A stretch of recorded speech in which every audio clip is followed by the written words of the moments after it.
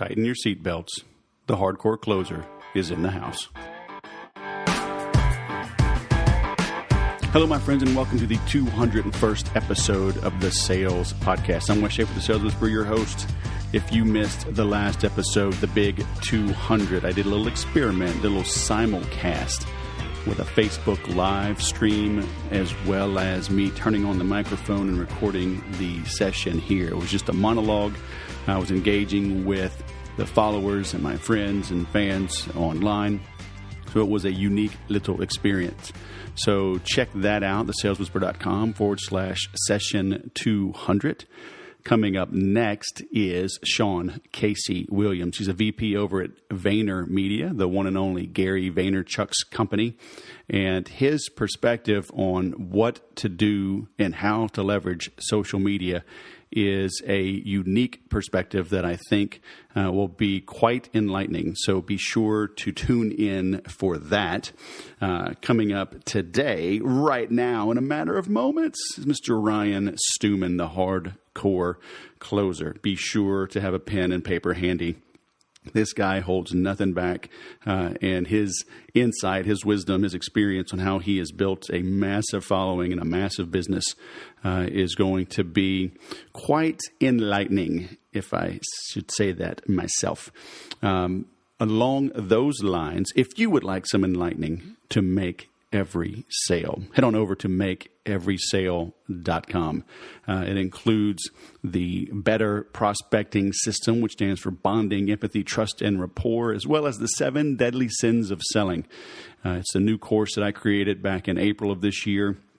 Really compiled my notes, my videos, my content, my templates, spreadsheets, scripts, everything I've created over the last 20 years. Pulled that together to create this video on-demand series.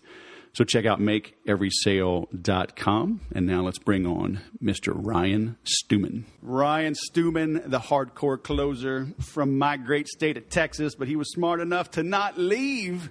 Welcome to Sales Podcast. How the heck are you? I am awesome. I'm excited to be here, right? Like this, y'all are my people, right? Like this is the community that I belong to. I'm excited. You know, I do podcasts from time to time, but it's usually like some internet marketing nerds or whatever. Like I'm all about the sales stuff. I'm excited to be here. Dude, selling is dead. It's all social media and tweeting. Haven't you learned anything? You're like a dinosaur. Come on. Man, I get that every day, too. I'm actually going to do a video here in the next few days where I'm, like, reading mean tweets and mean Facebook comments that people have said to me. I think that'll be pretty funny. All right, man. So you have an interesting background, and you came into being an online entrepreneur the hard way. Would you mind sharing a little bit of that story, and then we'll kind of dive down the rabbit hole and peel the onion and dive in? Yeah, I guess I'm your average sales guy. You know, I always say that we went into sales because we didn't get to Ivy League colleges and become CEOs and grow up with silver spoons and stuff in our mouths. And most of us have, humble beginnings and everything else. And I'm no exception to that rule. You know, I was adopted by my stepdad at age 7. I dropped out of school in the 8th grade. I ended up serving some time for some drug stuff back in my late teens and early 20s. And, I've been in sales all my life because I felt like I never had a choice to go get like a true corporate job anywhere else. Even the times that I did mortgages and I was really good at doing mortgages. I always worked for like small broker shops. You know, I never really had the corporate environment. And, like I said, I'm just your typical sales guy. I've because of my checkered past and because of my humble beginnings and everything else, I've never had a salary job. I've never taken a paid vacation or paid time off or any of that stuff. I've been commission only pretty much my entire life, maybe a little hourly every now and then. Right.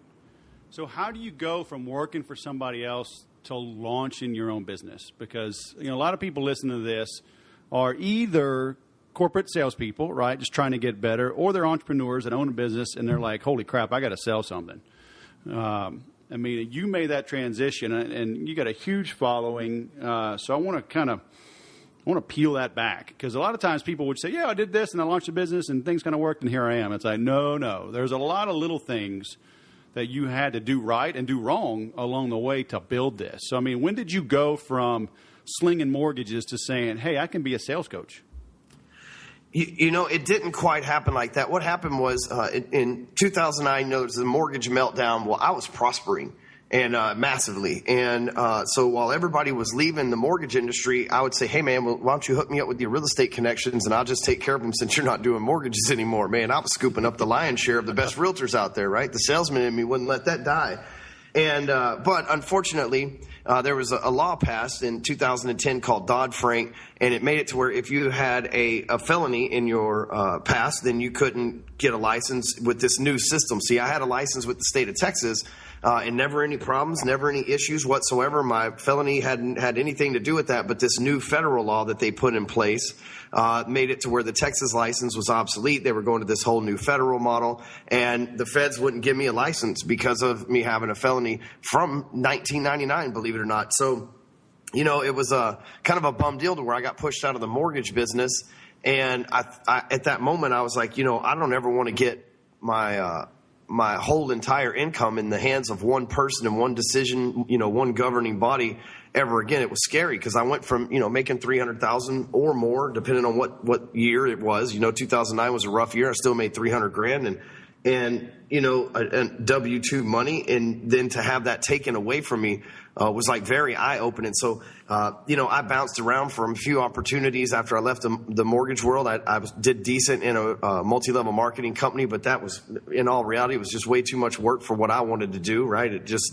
I needed something that happened fast for me. I sold cars and did pretty good at that. And, you know, even making $12,000 a month selling cars at a Ford house, it wasn't enough to satisfy. I have been used to making all this money as a mortgage person. And one day, one of my real estate agents that I worked with when I was a mortgage person is like, hey, why don't you teach mortgage people to do what you did? You know, you were prospering in a time that the world was falling apart, and you know how to do loans really well. Why don't you start working with mortgage people?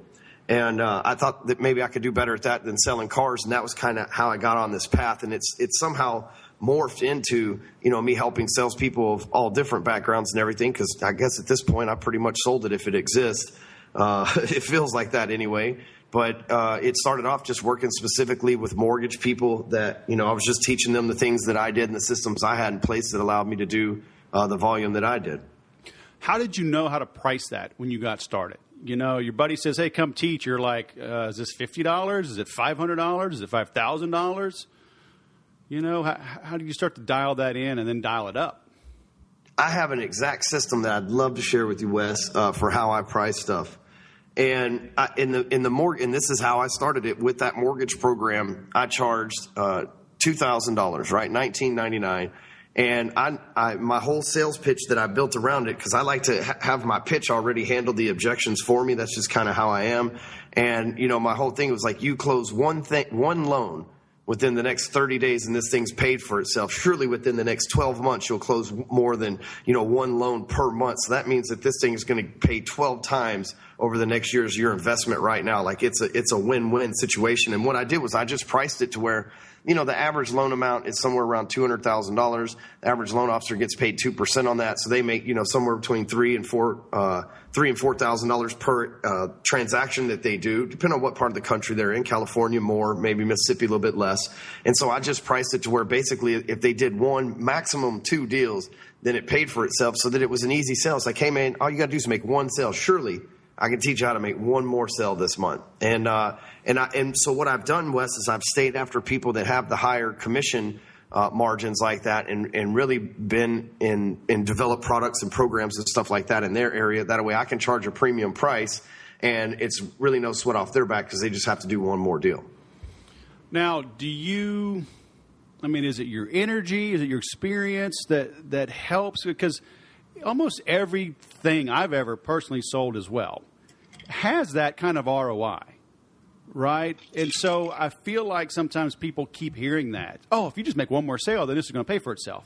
And it's like, do you think they keep hearing it? I mean, even though it's true, if you keep hearing it, I mean, they turn a deaf ear to it. But, are you just hitting the right people at the right time with the right message, the right energy? Because everybody listening to this they're running into that same objection. Yeah. If I just sell one more, great. Tell me something else. You know what I mean? Absolutely, I do. And Our numbers show that the average person that buys from us watches me for 6 months before they spend a dime. We have a massive follow-up game. I've got a sales team that follow up with people. I write emails every day. We post on social media. We do a lot of ads and retargeting to people that are on our email list. But the average person follows me for 6 months. So it's kind of cool when we actually do talk to them. They're kind of what we call already indoctrinated, right? They've been watching me. They believe they've read my stuff for a while. They're familiar with me, and they're at a point now to where, they can afford something, or that they believe me well enough to know that I'll at least help them get one more deal. Now, I've kept a pretty good reputation for the last 4 years. Now, is that for the real estate or everything that you're doing? Yeah, I'd say real estate, specifically here in the United States, people that are in the mortgage and real estate arena. I'm fairly popular in that area. I think I'm maybe Tom Ferry has a few more likes than I do on Facebook and Instagram, but I don't believe anybody else does. And I've got a really good following and a good reputation in those industries. So, those people watch for, like I said, somewhere around 6 to 8 months before they buy from us. But I've been, in front of them for the last almost 5 years at this point. Consistently with posts and ads and emails and everything else. As far as the new guys coming on board, it is a little bit more difficult, honestly, to get in front of the car sales guys, because they're used to trying to get their boss to pay for it and stuff like that. And we sell a lot of stuff to them and help a lot of them out, but it is a little different cycle there. Same with insurance guys, because they don't have as big of margins, obviously. A car guy to make $2,000 has to really load somebody up pretty big on a car deal, right. Or do 3 or 4, deals to make up for that. Same with the insurance guys. So, but we help them. It's just a little bit different pitch. It's interesting.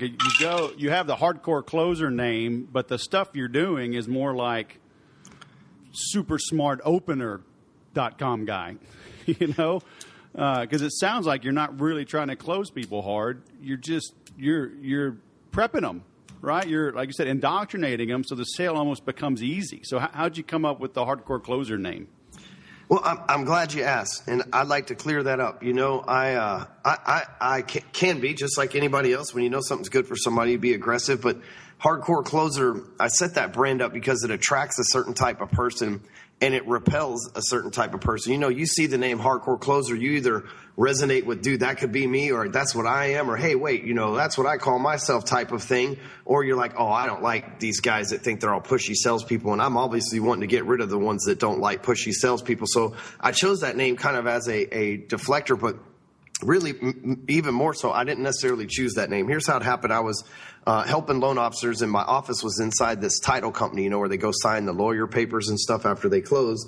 And there were these 60, 70-year-old ladies, like these little blue hairs running around like with the perms and stuff. And they would sign papers with all these people, and their title on their business card said closer.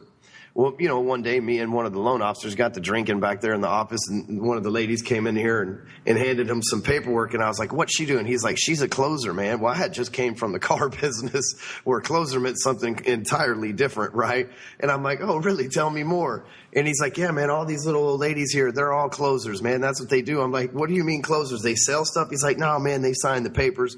And I was just messing with the guy. I knew exactly what they meant, right? But we were just like, man, those are the hardcore closers, the real hardcore closers right there. And then we just registered the domain, like I said, just kind of being funny or whatever. And then I started using the domain to put some of the testimonials that I use for loan officers up there.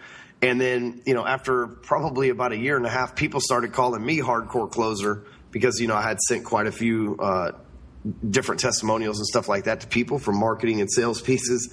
And I'm smart enough to know, Wes, that if somebody gives you a cool nickname, you just go with that shit, right? You don't knock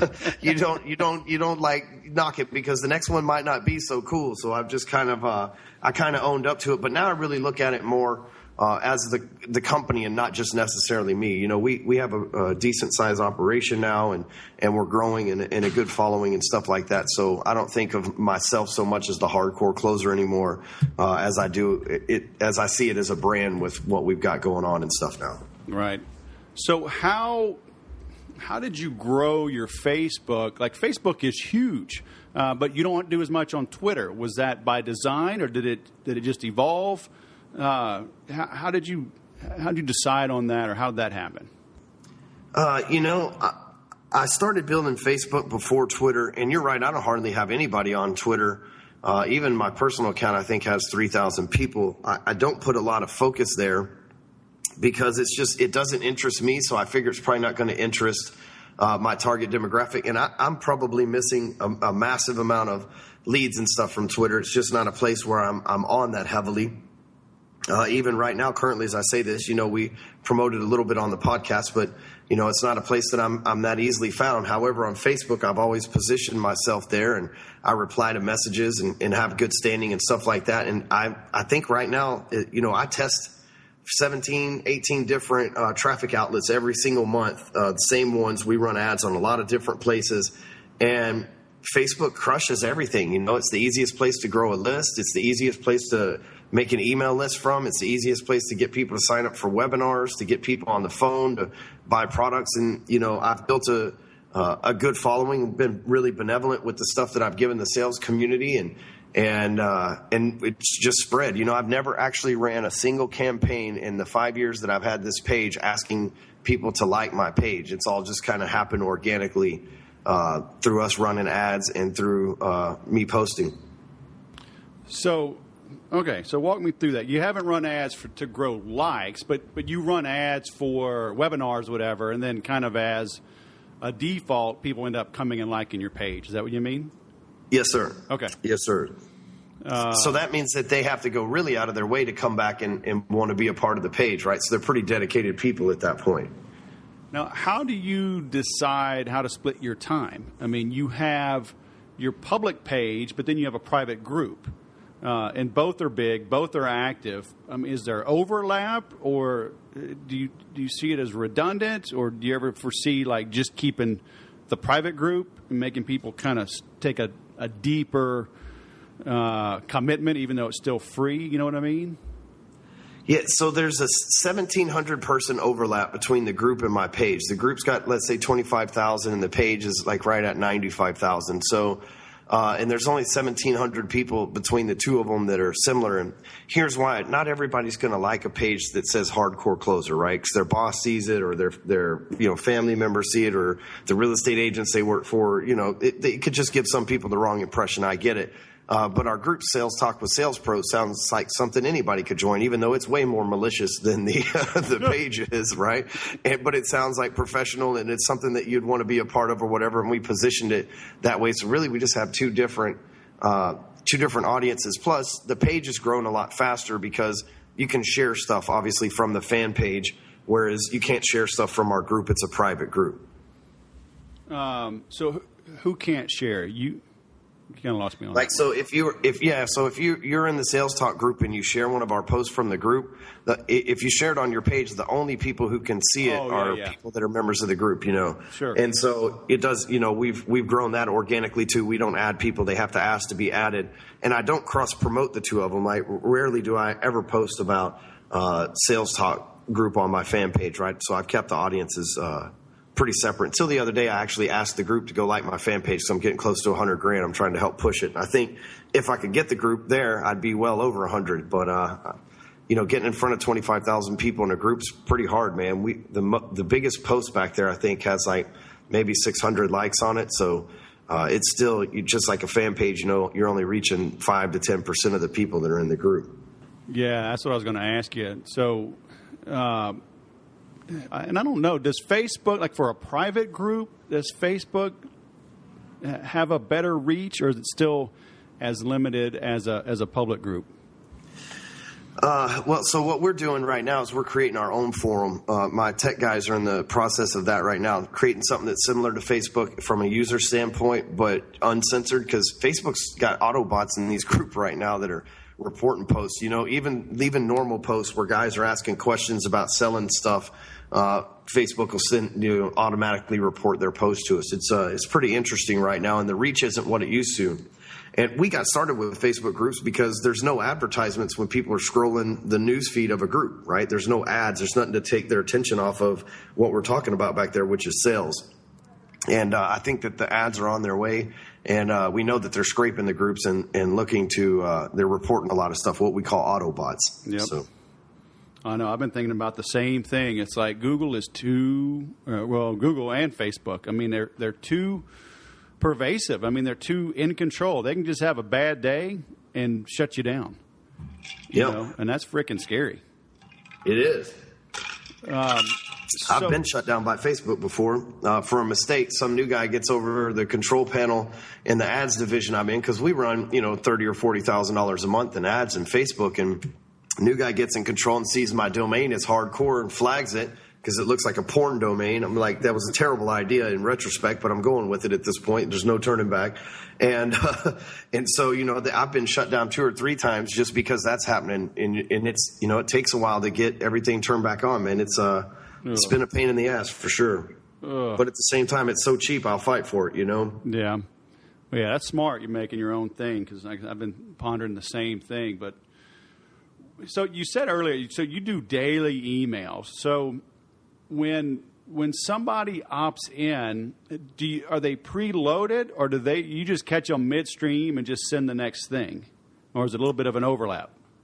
Yeah, I send the emails. I don't have very many preloaded ones, a couple introductory ones, but I email my list every day. Ben Settle's one of the guys that I study from an email writing standpoint. And really, here's the deal with that. So about 2 years ago, I realized that the future was like people reading stuff and people texting more and more. Like the phone, people aren't answering it as much. Like 86% of phone calls go unanswered. People, they send you to voicemail. Even people they want to talk to, they don't answer. They'd rather text you. And so I thought, well, if people are starting to want to text more and they're talking less, I better learn how to sell with something other than my mouth, And so I started studying all these writers that were really good at selling via print. Ben Settle, Gary Halbert, Gary Halbert, then John Carlton, Harlan Kilson. I started studying all these like master writers because they were salesmen in their own right. They just did it differently than what you and I traditionally think of sales as, like face-to-face, on the phone, that kind of stuff. And I just happened to catch the trend a little bit early, and I've seen now that, I'll make more sales last month. I made $80,000 in just personal sales in one opportunity last month without picking up the phone call, making a phone call once.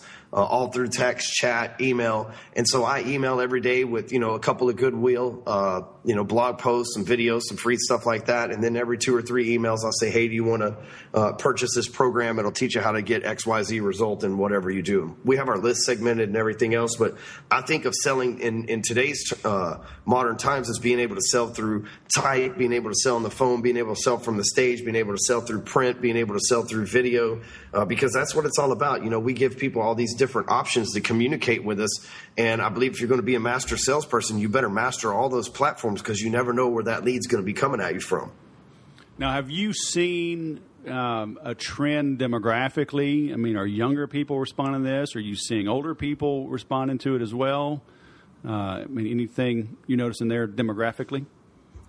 Yeah. So, well, here's the thing. If you look around in traffic, like I ride a motorcycle, and I live right in front of a freeway where it's like I watch people get in accidents every single day.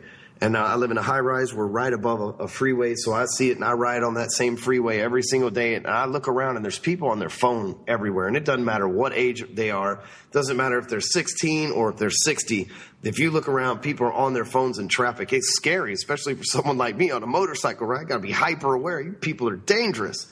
But there's no lie that people are on their phones all the time. It doesn't matter that their age. We know that to my website, I think the statistics last month was 90-something. I don't know the second number. 90-something% of our traffic was mobile, right? That people were checking out and reading my blog posts and stuff from their phones. So, for the most part, we quit advertising on desktops, right? We've started using all mobile channels and mobile devices, and it's actually been a lot cheaper for us because that's where people are at.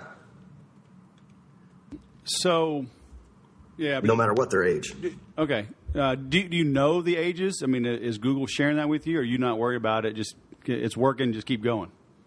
No, the majority of people that check our stuff out are like 25 to 40, 40 is really on the high end. Most people are my age and 10 years younger. I wouldn't say that they're extremely young people. Most of the people that follow the hardcore closer stuff are, I would say, males that are making, $100,000 or more a year. Like successful people. It takes a certain type of person not to be repelled by a name like that,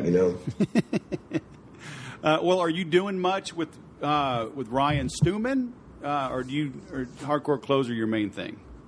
Hardcore closer is my main thing, and I have a real estate portfolio and a few other side businesses as well, but the hardcore closer is definitely my main thing that I do online. And that's not just for realtors, right? That's for anybody in sales. Yes. We have 13 different products now, so it's definitely evolved over the last 5 years. And so are those like on-demand stuff, CDs and books, are they like low dollar, high dollar, or all the above? All of everything you just named, my man. We got it all, and we call our system the elevator to the top, right?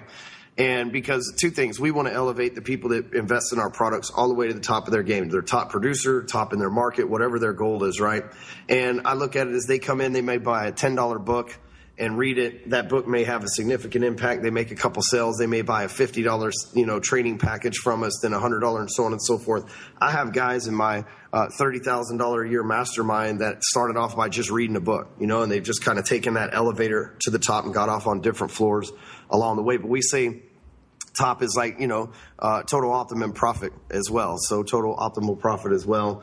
So we try to get these people up and running as fast as they can, making money from the stuff that we give to them. But over the years, I've developed quite a few different programs and tried to reach different demographics. Like my programs are really niche. There's real estate programs, car sales programs, insurance programs, banking programs. So they're really specific e-learning programs for the most part. Gotcha. So like you've got your mobile app, you've got I see your text. What is it? Is it Clixo? What do you call it? CLYXO.com, right? Yeah, I appreciate you mentioning that, Wes. That's a project that's the only company that I own that doesn't make me any damn money right now. But you better change that. Yeah, I have the long game in mind for that. That's what I get for being a sales guy going into the tech business. But coming on podcasts and going to different and having different websites and squeeze pages and stuff, it becomes hard to find people these days. We have Instagram accounts, Snapchat, Twitter, Facebook, regular Facebook profile. You've got a group and all these different designations you can find somebody at. And so I paid a team of developers to make Clixo, CLYXO.com, a place where you could park all your social media sites in one place, like an online business card. It's like, hey, here's a little bit about me. Here's my website, my phone number and email address if you want to give it out. And then here's the social media sites that you can find me on that I'm active on. And it's just like a one-spot place for people like us that are in sales to, instead of saying find me on Instagram, I'm Ryan Stewman, find me on Snapchat, I'm Hardcore Closer, I'm on Facebook, and all these different designations, just give them one spot. And the other cool thing about that is on the back end, it'll be a really cool search engine, right? Like we've got about 3,000 people using the system right now. I finally got all the, when you start software, you have bugs and stuff. I finally got all the bugs that we can see worked out of the software and everything else to where it's working well, so where I can start promoting it soon. But we've had about 3,000 people sign up and use it right now. And, it's a cool project, because you can search for people on there. So in the future, we have 3 or maybe 300 million people signed up for it. It'll be the place where if I want to find you, Wes, I'll just go there and I'll type in Sales Whisperer or your name. And then what'll happen is it'll pull up your profile and I'll be able to find you, your podcast, everything else, because we have podcasts listed as well. And it's like a one-stop shop for them to find me, you, everybody else. And more importantly, as long as you're not explaining it like I am now, it doesn't take up much airtime, right? It's as simple as, hey, find me over at, Clixo.com/Sales Whisperer. Boom. Then there's all your stuff right there. Yeah, because that is hard, because it's, you see Pinterest and MySpace, like, oh, good grief. How many different freaking places do I have to click on to go find somebody? That's it. So, all right. So very cool. But then you do have a mobile app. I've got that downloaded. You've got text. I just lost it. Was it 44222? Yeah. Text closer to 44222, and you can get my sales app right on your phone. It's got all my articles, videos, all the podcasts, stuff like that. All my products are right there. And that app is really cool. If obviously you're listening this year in sales, you should hit that company up and get that app. It's like $400 maybe a year, and dude, that thing is worth everything. I've got 4,000 people right now that use that app, And that's been one of the cheapest, easiest lead gen tools that I've ever used. We've made well over $100,000 in the last 90 days from people opting in on that app, right? And people using it and going through there and buying products. So if you sell that, that's like a great investment. Just by the way, if you sell stuff, cars, whatever, you can have your inventory on that app. I recommend checking those out. Same for you, Wes. You should have this podcast and your articles from your blog. You should have one as well. And like I said, it's just a great lead gen tool. So all right, so if I click on that, so it's cardtap.com. So that's the company that made it for you? Yes, you can actually, I got a 20% discount deal with them that you can go to HCAPP, like hcapp.co, and they'll knock 20% off for you. All right, I'm typing this down. HCAPP.co? .co. Yes, sir. All right, so 20% off. And so they'll build it and host it for $400 a year? That's it, man. They'll build the damn thing for you. Just tell them what you want, give them a logo, and they'll make the app and everything for you. Dude, that is sick. It's like the best deal ever. Yeah, exactly. Well, I was going to ask you, too, how many people use, because I have a lot of apps on my phone, and I find like I'm not using it as much, but I guess if you get enough people, just the law of averages start to kick in, huh? Yeah, I had an app that I paid like $5,000 for, and I got it in the app. It was one of those that's in the app store type things, and those take up space on your phone and everything else. And most people are running around it maxed out at whatever phone that they have anyway. And so then you got to put it in the Play Store and the Android store and all this other stuff. And nobody really used it. I may have had 100 people on that thing. I switched over to this Card Tap, which is a web-based app, right? They just basically save the icon to the face of their phone, right? That doesn't take up any space, and it's just as responsive. It's actually a lot faster than most of the apps that you download. Oh. And that's why I've been able to get a lot of leads and stuff from it. People actually buying stuff because they don't have to go through the app store.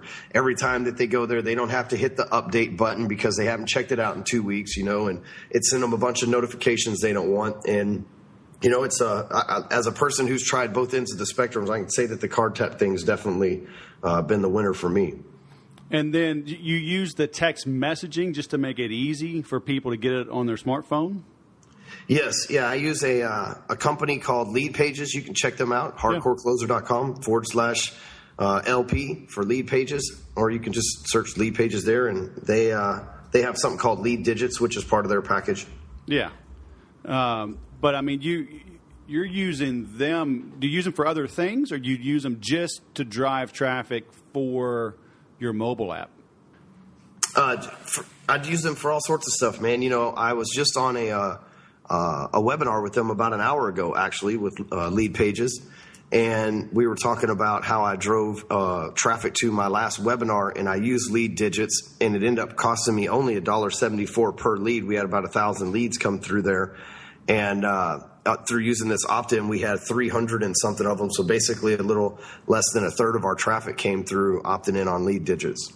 Now, most people would freak out if they got that many leads because they're going to do the math and they're going to say, dude, that's almost $2,000 that you spent for those names. So, yes, it's great to get a lot of leads, but most people couldn't handle that. They don't have systems in place to stay in touch and nurture and upsell those people. So how did you learn that?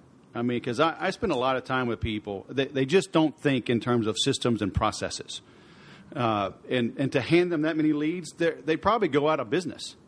I mean, and I'm not kidding, because they're like, I just spent $2,000 and I can't follow up with these people, and they're overwhelmed.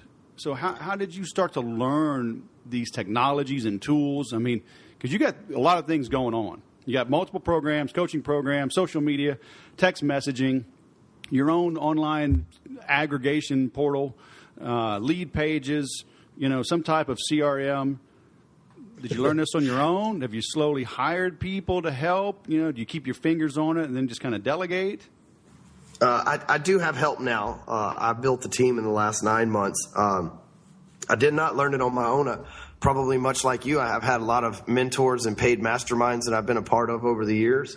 And a lot of great people have just helped me that I have helped in return. And like I hope to help you in return for coming on this show, and us have a relationship from here and be able to, help each other out anytime we can. So I've learned a lot through that way. But, It's actually pretty easy, Wes. With GoToWebinar, it'll hold 1,000 registrants, and they make the little squeeze page. You just write what you want the webinar to be about and run some traffic to it. They'll automatically send the emails out because you write the emails right there in GoToWebinar. They'll automatically send the emails out to let people know that they're signed up and let people know that, they when the webinar starts and everything else, and it broadcasts it and saves it and all that good stuff. So it was actually pretty easy. I treated it like this, how I treat a webinar. No differently than if I was going to sell something from the stage, right? I said to be a master salesperson, you got to be able to sell through every modality. So if I was going to get on the stage and give like a seminar pitch or an hour long, here's value and then a pitch at the end type of deal, I treat the webinar no different than if I'm standing up on front of the stage with a live audience. So I use GoToWebinar. It's just like renting a hotel, right? To fill up with people, the same medium. And it's actually really easy. We have a live event that I'm doing here in 3 days in Dallas. It's like $5,000 a ticket. We sold 37 different spots to it, and we were supposed to sell out at 25, but we kept pushing it. I have a gentleman that's a minority shareholder that helps me, or a minority partner that helps me out with the project as well. And it's over the course of 2 days. And the way that we sell that every single time is the same thing, right? We rent a hotel room out. We know how many people we've got to get there to get the hotel, not the hotel room, but the hotel conference room. We know how many people we got to get there to pay for it. We know how many people we got to get there to cover our cost of food and everything else. So I treat a webinar the same way. I know how much money I have to invest in ads. I know how much it's going to cost me to have GoToWebinar and how much it's going to cost me in ads. So we know how much we need to make in sales on the back end. On that last webinar, I shared this with lead pages. I'll share it with you guys too, on that webinar where we had 1,000 people attend, $1.74 a lead. It ended up really costing me with technology and everything else, right at about $2,000 was our spend. We made $70,000 worth of sales when it was all said and done. So it was, even if you, no matter what you're doing, that's a hell of an ROI, first of all. But, even if you don't have systems, something as simple as GoToWebinar pretty much fixes any kind of systems that you could want. And it's as simple as just following their process. It's not hard. Smart guys like you and I, we tend to overcomplicate stuff. I found that if I'll just frickin' read the instructions, I'll put the damn thing together right the first time, Dude, that is so overrated. That's like hitting the golf ball down the center. You miss so much of the golf course, man, if you're not in the creek on the right and the sand on the left. Come on. It's true. I just played golf in Boise, Idaho, right on the side of this mountain, man. I don't know how many balls we lost, but it was probably just as many as strokes we made. That's awesome. So are you using Facebook Live much, or Periscope or things like that? Yeah, I do one live video a week. I try Periscope. I don't know. My fan base is really on Facebook, so I just try to stay there. I am trying to diversify a little bit, but I built such a good following there. I feel like, why try to drag them to connect in all these other places? If they want to, cool. I just don't really cross promote. So Periscope and stuff like that, I've never really put any marketing efforts behind it to drive people there. Yeah. So why one a week, not one a day or 3 a week? Well, I write a lot of blog posts, and dude, I'm busy. I try to make as many posts as I can, but I am running multiple companies, and dude, I still make sales every single day too. So I'm busy, but to make a video or whatever, we commit to one a week. Sometimes we do more, but we commit to at least one a week. So is it the same time, same day? No, they're just random when when it's on the calendar and we got the idea. Right. Now, that's what I was going to ask you, too, about blogging. I mean, do you have a calendar, or is it like something in the news happens, or you have a big win or a big loss, and you write about it? Well, I have a pretty simple – I've shared this before, too. I have a pretty simple writing system. All week long, Monday through Saturday, as I see headlines in the news feed on Facebook, or if people ask questions in the group, or if somebody, gives a really good suggestion, or if I come up with an idea or whatever the case, I just write it down in my Evernote. And on Sunday nights about 8 o'clock, I'll sit down behind the computer, and my fiance gathers up the kids and takes them into their room. She goes into her room so that it's quiet in the house, and I write for a couple of hours, and I go back and look at all those headlines and ideas I got for the week, and I tweak and turn them into something that you can actually use as a blog post tagline, and start writing and filling in the blanks. So it's a week long process, but I only write once a week. But last night, it's Monday now that we're recording this. So last night I wrote 4 blog posts that'll go out periodically throughout the week. Gotcha. Very cool. And then are you trying to sell something? Like, is there a clear call to action, or is it just you're bringing traffic to the site and you're letting your existing framework? I mean, you have a ethical free bribe at the top. You've got the text message. You got other things wrapping the content. So are you just giving info in that episode or in that blog post, and then letting the native CTAs take over? Well, sort of. So I'm always selling stuff, right? Just so there's no confusion. Everything I've got, it's there to sell stuff because, I know that when people buy our stuff, they get good results and it helps them. So I think if you sell something that's cool, you kind of owe it to your marketplace to sell as much of it as you can and use every single ace that you get. But my blog posts are designed to give you 80% content, 20% call to action to buy something from me. And I've been writing them that way. I've got 600 posts. I've been writing them that way since John Carlton, the legend himself, taught me back in 2012. And we make sales every single day from somebody going and they may read a post about Donald Trump or Mark Cuban or something of that nature. And at the bottom, there'll be a call to action to check out how, you can learn to negotiate like Donald Trump with my Show Up and Close program. People click on it, opt in, watch a video, buy the stuff. It happens multiple times every day.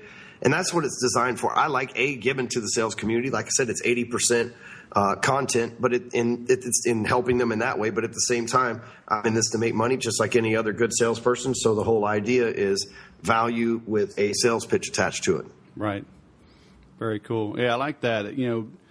Having that discipline, I mean, did you get that right away, or did it take you a while to develop that discipline to A, be looking for titles, B, save it somewhere, C, sit your butt down on a Sunday night and actually do it? Well, sadly, I spent 3 years of my life locked up in prison, so I'm a pretty routine guy. And I'm all about routines and systems. That's how I survived that time. And, you do anything 21 days, it's a habit. If you do something for 900 days, like that shit's embarked on you permanently, Right. And so once I set myself to a routine, I've always just stuck with it. But I live my life by calendar, Wes. And I always have. And, I used to keep a paper calendar, and then phones got smarter, and I moved that over to digital calendar for about the last 5 years. But every single day I wake up, the first thing I do is look at my calendar. It tells me what I have to do for the day. It gives me the instructions where to call people. And so my day's laid out for me. And, basically the one thing on this planet that tells me what to do is my phone's calendar every day. And I pretty much, do my best to live and die by it.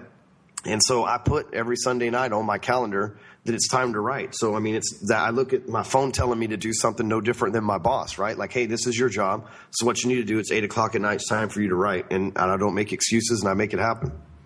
So does that mean no hangovers Sunday morning? Or like if you're at a mastermind in Idaho, do you say, hey, fellas, great, I'll catch y'all in a few hours. I got to go write? Yeah, or I might do it ahead of time. Or have it done on Saturday instead of Sunday. Right. But yeah, no hangovers, man. I go out and have fun and drink stuff like anybody else, but I'm still up at 5:30 ready to kick ass in the morning. I don't get out of control with it, right. Just because I know I have great responsibility, Right. I was going to ask you. A lot of people depend on me. What time do you get up, and is your entire day and week structured like that Sunday writing time, or is it a little more flexible? How do you schedule your time? My time's blocked off 30 minutes to an hour at a time, and it's a rigorous schedule. I keep airport tickets and everything. If somebody stole my phone, they'd probably give it back to me. They'd probably be like, "Here, dude, you can have this thing. It's complicated. I don't want anything to do with it." But that schedule's packed, man. I'm packed out for the next 6 hours today of stuff to do. But here's the thing. I'll share this with these sales guys too. I think how you show up anywhere is how you show up everywhere. And I keep the schedule not only of my work stuff, just to be clear, it's to go pick up my kids, to go spend time with my kids. Jackson wants to go to the jump park. I put that on my schedule. if Amy, my fiance, soon to be wife, if she wants to do something with me, she puts it on the schedule. So like I can literally look at my schedule and see that I've made time for kids, made time for date night, I made time for dinner, made time for like everything is down to a science on that. And the whole family's involved. And so is my whole entire office. So it's really cool. Everybody just goes in when they need time with me. If they need to talk to me about an issue or whatever, they find a free slot on the calendar, they mark it, and they know that at that time I'll call them. And we have a really good system. It wasn't easy to get everybody on board because, telling your beautiful wife or spouse or fiance or girlfriend that they're going to have to use your calendar to get your time can kind of throw them off and not be the same positive conversation that you thought it would be in the beginning. But at the same time, as a good salesperson, right, I showed her the value there and the benefits. And we've been doing this for 2 years now, and it just with the family side as well. And it's made all the difference. If my son wants to go ride his bike or whatever, he's 5 years old. If he wants to go ride the bike or whatever, I'll say, yeah, absolutely. Let me see my calendar, what time slot I have open, and I'll put you in there. And then I'll look real quick on my phone. I'll say, all right, we'll go at 6 o'clock. And that's when we make it happen. Right. Yeah, that's awesome. I think Dan Kennedy talks about that. He says, responsibility equals discipline equals responsibility. It's your responsibility to be disciplined. Yep. Get it done. And so, that's awesome because that's how you've got so many balls in the air. But if you're paying attention to the little things, right? Don't let things get too far out of control. Things stay in control, right? That's it. Right. That is awesome. The last question I like to ask my guests is, imagine that, our listeners are probably on a treadmill, they're on an airplane, maybe they're driving, they can't take notes. What do you want them to do? What's your last little nugget you want to lock in their brain and say, you just listen to this for 35, 45 minutes. Go do this as a result to make this interview, productive for the listeners. What's the one thing you'd say you want to leave them with? Well, the one thing that I would leave you with is go to hardcorecloser.com and get on my email list. As soon as you show up on the homepage, there's plenty of different ways that you can opt in. Pick whichever one you want, and that'll add you to my email list, and you'll get to know me and get to, if you don't already, and you'll get to see the stuff that we do on social media because the way to connect with me and all that will be there. But that site right there is worth gold. Ladies and gentlemen, I have put my blood, sweat, tears, and thoughts and damn near bankrupt nights into that website. It's designed for this community to help you guys. Even if you never buy a single thing from me, which I am not encouraging you to do by any stretch of the imagination, but even if you never buy a single thing from me, that website will help you. Doesn't matter if you make $1 million a year or more, or if you make $20,000 a year or less, that site has something on there that will help you get more. Just use it as a resource, right? That's why I've put it there. It's something that's out there. You might as well make the most of it. Yeah, and in the show notes, so we'll link to everything. The Sales Talk group, Hardcore Closer group, hardcorecloser.com, clickso.com, Twitter. So all that will be there. So if you do miss, if you can't write this down, or if you forget hardcorecloser.com, how could you forget that? If you do forget it, we'll have notes for you. Well, man, thanks for coming on the show. I know you've got, I don't want to step over the time you've got scheduled in, and it's been great catching up with you. Yeah, well, Wes, I was going to say this. I have the Sales Talk with Sales Pro group. Feel free to drop episodes of your podcast, links to your website. You have the green light to go back there, and there's probably people that will want to work with you and everything else. So feel free to contribute value and add to the group back there. We're glad to have you as a member, man. All right. Well, thank you, sir. I will do it. Well, thanks for coming on the show. Stay vertical on that motorcycle in Dallas. All right, man. Yes, sir. All right. Ryan Stewman, hardcorecloser.com. Thanks for coming on the Sales Podcast. Thank you for having me. You can't say you weren't warned. I told you to get a pen and paper handy. Ryan was extremely generous and open about everything he's got going on, from how he's leveraging Facebook, cutting out desktop, focusing on mobile, leveraging his text messaging, building out his new platform, ClickSo, and how it's not making him money yet, but I think it will. It's a smart idea. He's never shied away from the fact that he went to prison. He's owned that. And I love the fact he talks about it taught him how to have a routine, how to have a schedule, how to stick to a schedule. I listen to the Jocko podcast a lot, and former Navy SEAL. He talks about discipline equals freedom. Dan Kennedy's big about that. Discipline equals responsibility equals discipline. You cannot manage time. You have to manage yourself. So have a schedule, live by the schedule. Just like Ryan says, he wakes up and he runs his day, his life by that calendar. So do you have that discipline? Do you have the discipline to test new platforms? Ryan mentioned he tried 12, 13, 14 different mediums, 17 to 18 outlets. He said, just found the notes here, 17 to 18 outlets, and Facebook crushes everything. Do you have the discipline to test 17 to 18 different mediums, different outlets, to see where your tribe is, how best to reach them? He does a lot with mobile and Facebook. You know what? Maybe you need to be on desktop. Maybe you need to be in the yellow pages. Who knows? Have you tested it? Do you understand your audience? Do you understand the marketplace? Do you understand their needs, wants, fears, and desires? Or are you just hoping? Okay, so Ryan, he's got several groups. I link to them if you visit thesaleswhisperer.com/session 201. I've got links to everything, his Twitter profiles, his various Facebook groups, his homepage, as well as his text messaging platform. So be sure to visit that. Take more notes. As always, listen to this again. Listen to this multiple times. He talks fast. He shares a lot of nuggets that you may have missed. And this guy is worth listening to, okay? As always, I appreciate you for listening. Please share this. Please leave comments. Let me know what you thought of this. Let me know if there's someone you'd like me to interview, who you think would be a great fit for this show. And if you're looking for customized, deliberate, intentional, proven, tested sales strategies, sales ideas, and a private sales group to help you grow, check out MakeEverySale.com. Thanks for listening, and remember to sell different.